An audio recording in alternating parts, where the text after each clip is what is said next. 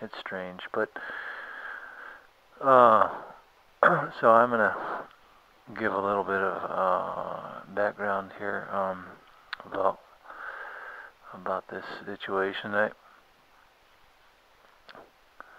got a friend uh, on YouTube and another friend that on Facebook that was interested in an update about how my feet were looking, how they're doing, and I don't have a whole lot of swelling in my feet because I lay down in the bed, quite a bit, probably about 75%, at least 75% of the day I lay down in bed. So it's not like all the liquid is going to pool and puff up my feet too much. Um, like but what I used to do is I used to have a pillow, put one pillow underneath my feet, and sometimes that would help out with the drainage at night. So I would lay on my belly at night and go to sleep at night, and I didn't have any breakdown on my groin area, so you don't have to, I didn't have to worry about that. But then I don't have seizures. Yeah, I don't have, I don't have seizures, but I don't have spasms in my legs, and some people have spasms. A lot of paraplegics and quadriplegics have spasms in their legs, and I don't know how that would, if you had spasms, how that would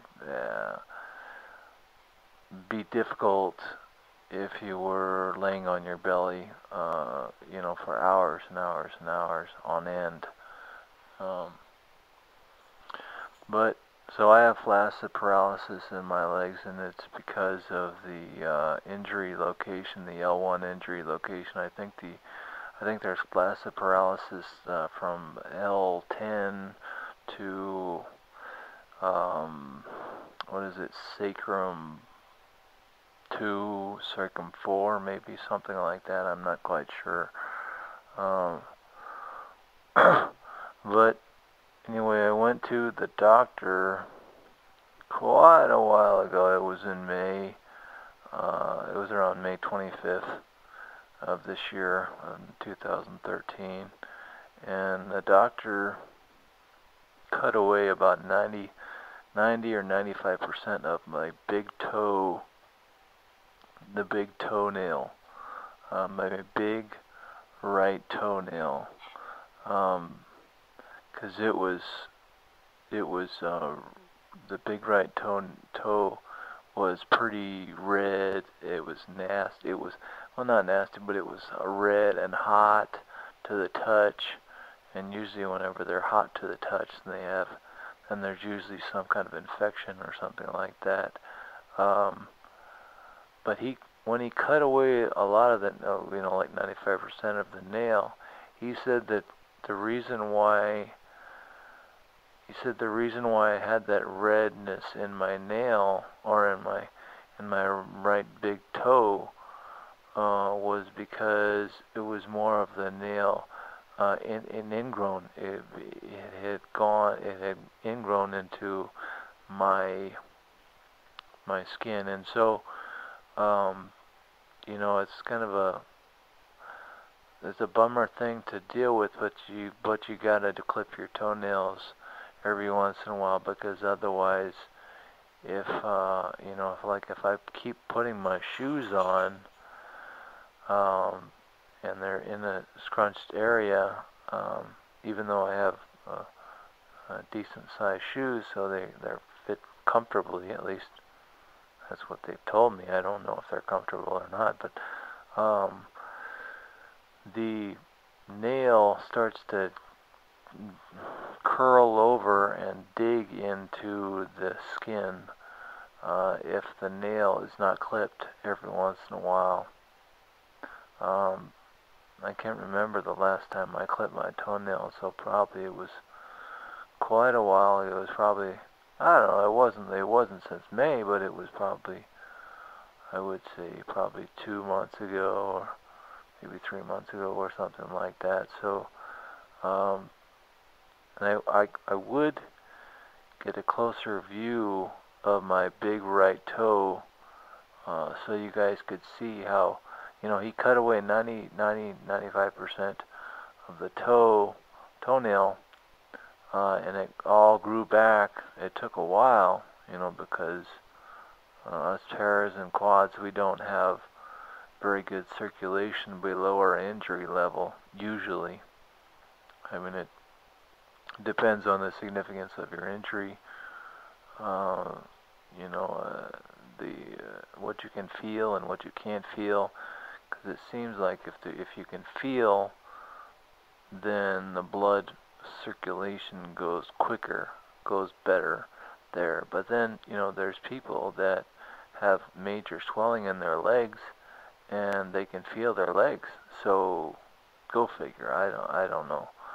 But like I mentioned before, I lay down in the bed, quite a bit, so on my belly. So it's not like the liquid is going to pool around my feet, or in my feet area too much.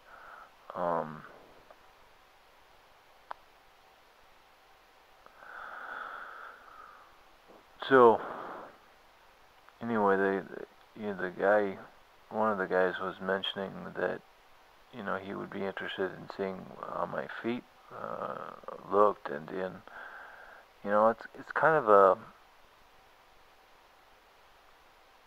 I don't know. Some people get weirded out about showing their toes, about showing their feet. Some people don't care. Being a paraplegic, and whenever I first became paraplegic, I wanted to see other people's feet. I don't know, and I still do. I envy other people's feet, because they can feel their feet, they can wiggle their toes, they can move them around and stuff like that. I mean, it's not all good, a lot of the foot pain. There's foot pain, and stubbing your toes, and long toenails, and boo-boos on the bottom of your toes and things like that. So it's not all good when you can feel your feet, but it sure would be nice for me to be able to feel my feet again, even though, I talked with my grandma about this, and I don't know. We talked about whether we would want to feel pain rather than feel nothing at all. And I told her, I said, Grandma, I think I would rather feel pain than nothing at all. And she said she was kind of on the other side of the spectrum. She would rather feel nothing at all. But I think that once you're thrown into that situation where you cannot feel, whether you have no choice about it, whether whether you can feel or whether you can't. If you can't feel, if you cannot feel, then you miss it. You envy it. You appreciate it more. You miss it a lot, and so I think that maybe that was one thing. If she wasn't able to feel her feet, then maybe it would be something that she missed, and she would like that feeling back again, even though there might be pain involved. But I don't know. I have another friend that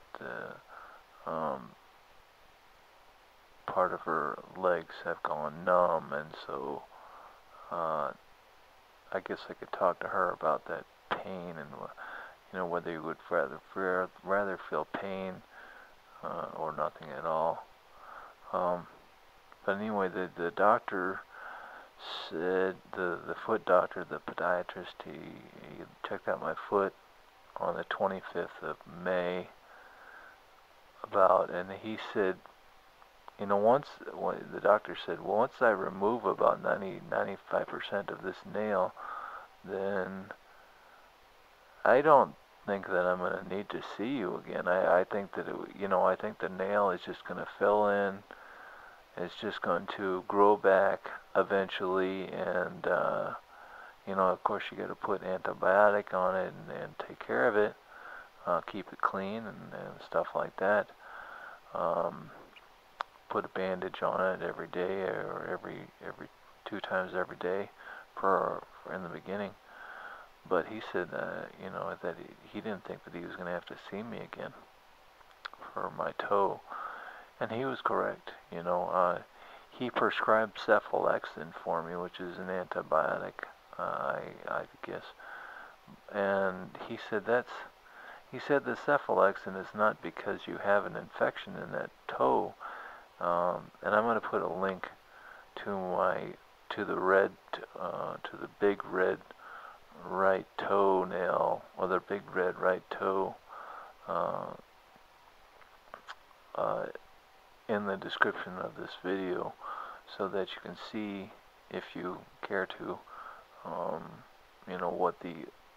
what my toe looked like, how red and angry, and I can't tell you, I can't let you feel how warm it was to the touch, but it was very warm to the touch. But he said, like I said, the doctor told me, he said, whenever the nail is probably going to fill in just fine.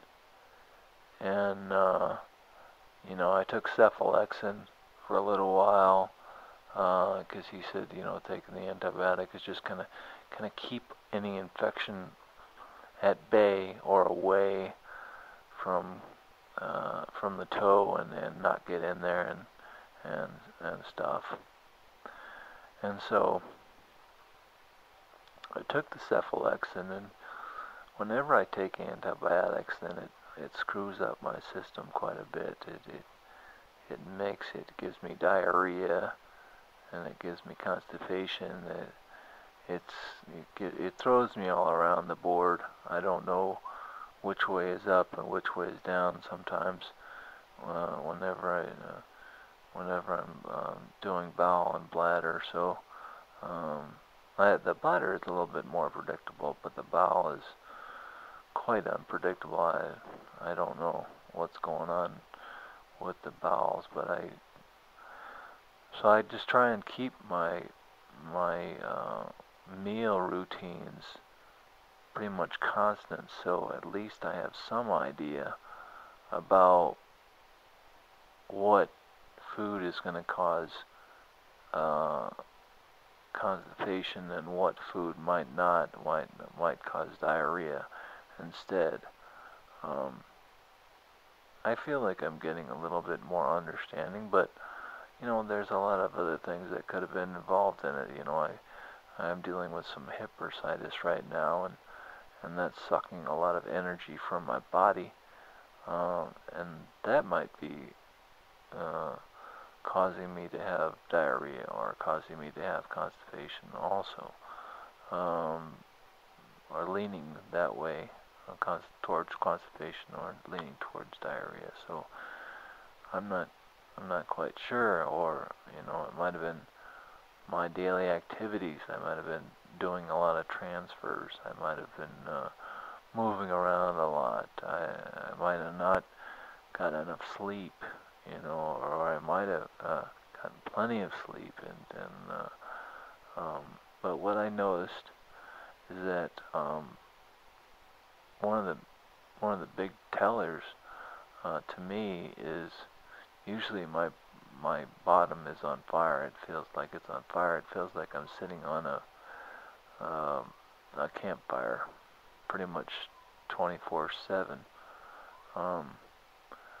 But around those times when I really need to go to the restroom, then it goes numb somewhat. The pain goes away, the burning goes away, the burning sensation somewhat goes away. so it's almost a numbing feeling. So it's pleasant. It's nice to not have to feel the pain. Um, it's nice to enjoy it just for a short time. Um, but then that means that's my body telling me that it's time to, you know, sit on the pot and then go to the restroom, because otherwise I'm going to have an accident in the bed, and I don't want to deal with that. With the antibiotics, then I had to deal with the diarrhea, um, whether I wanted to or not sometimes, because it didn't matter whether my backside was burning or whether it was numb feeling. It didn't matter whether either one of those things. I still made messes, still had accidents in the bed.